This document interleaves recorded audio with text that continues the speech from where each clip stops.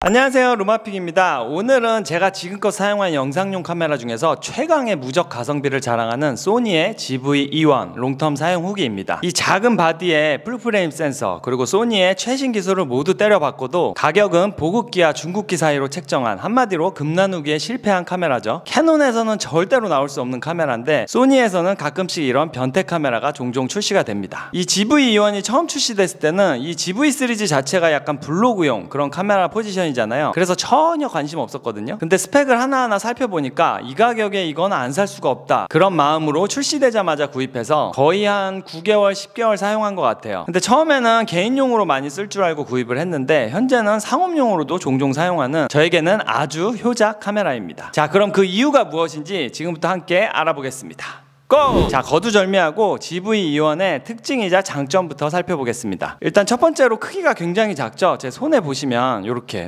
한 손에 다 들어오는 사이즈예요. 물론 뭐 두께가 그렇게 얇지는 않은데 풀프레임 미러리스라는 걸 감안했을 때는 정말 작습니다. 일단 뷰파인더가 그래서 당연히 없고요. 들었을 때 어디든 갖고 다니기 편한 그런 사이즈와 크기예요. 그리고 이런 폼팩터를 가지면 배터리도 굉장히 작은 게 들어가고 메모리도 이 하단에, 그쵸, 이 부분에 이제 같이 껴야 되는 그런 방식이잖아요. 근데 얘는 메모리 슬롯 왼쪽에 따로 별도로 있고요. 이게 왜 중요하냐면 이제 짐벌이라든지 삼각대에 장착했을 때 메모리 교체하기가 굉장히 쉽습니다. 그리고 배터리도 A7, M4, S3 그리고 FX3 모두 호환되는 이 MPZ100, 요 배터리가 그대로 들어가 있어요. 그래서 배터리 지속 시간도 굉장히 만족스럽습니다. 그 다음은 FX3, A7, S3랑 같은 센서를 쓰거든요. 그러다 보니까 영상 성능이나 화질에 있어서는 나무랄 데가 전혀 없습니다. 그리고 공식적인 스펙은 아닌데 FX3와 마찬가지로 듀얼 베이스 ISO, 그러니까 800에서 12800 이 구간을 지원하는 것으로 알려져 있습니다. 제가 현재 A7 S3도 보유하고 있는데 얘랑 그 감도를 비교해보면 별 차이가 없는 거 보니까 뭐 비공식적인 수치도 맞는 것 같습니다. 그리고 AF 성능 정말 미쳤습니다. 제가 카메라의 AF가 얼마나 좋은지 판단하는 기준은 댄스 영상을 촬영했을 때거든요. 이제 다양한 사람들이 춤을 추는 상황, 이게 이제 포지션 변경도 굉장히 많고 여러 사람이 나오다 보니까 누구를 잡아야 될지 이게 내 마음을 읽어줬으면 하는 게 있거든요. 그런 면에서 GV-E1의 AF는 내 마음을 읽어서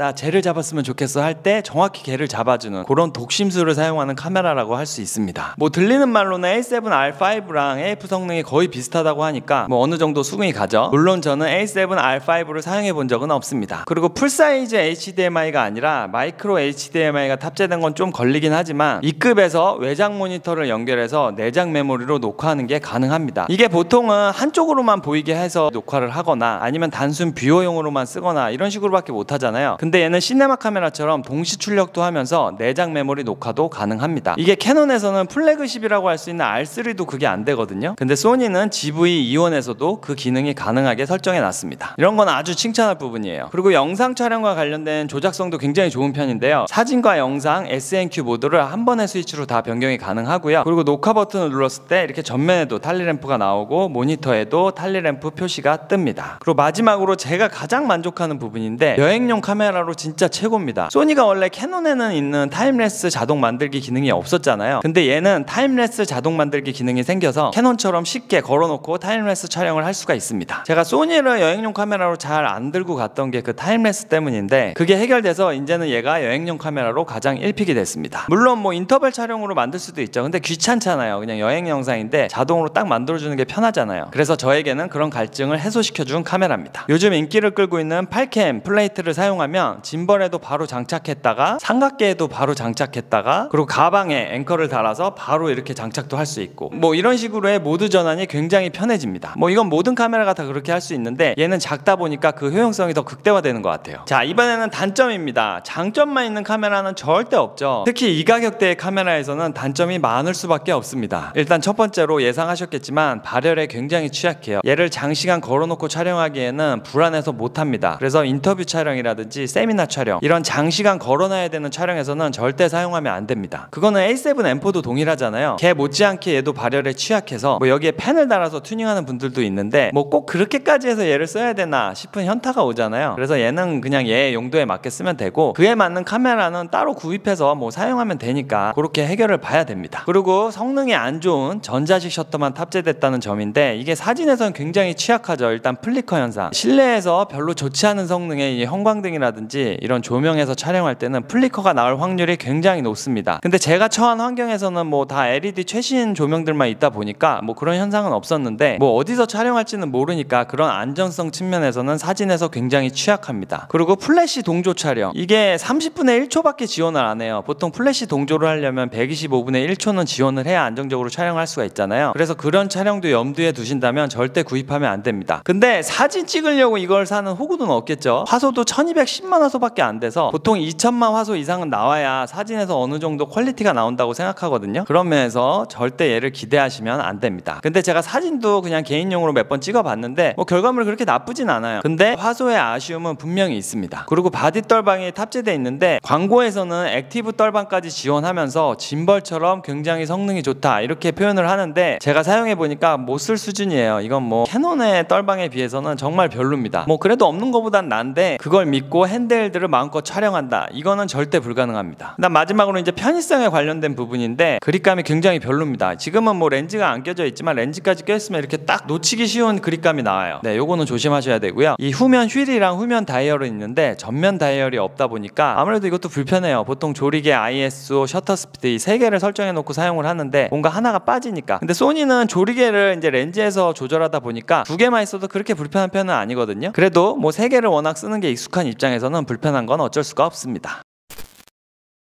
네, 지금까지 장점과 단점을 모두 정리해 봤는데요. 제가 한마디로 정리를 해보면, 영상 성능만 봤을 때 모든 브랜드를 통틀어서 이 가격에 이런 성능을 제공하는 카메라는 한 개도 없습니다. 물론 메인 카메라로 사용하기엔 좀 불안한 면이 많은데, 메인 카메라가 하나 있고 서브용으로 내가 편하게 쓸 수 있는 영상용 카메라가 필요하다, 그러면 무조건 구입해도 후회 안 하실 겁니다. 저도 그러고 있거든요. 네, 여러분들의 현명한 장비질에 도움이 되시길 바라면서 저는 다음 영상 때 뵙도록 하겠습니다. 빠이빠이.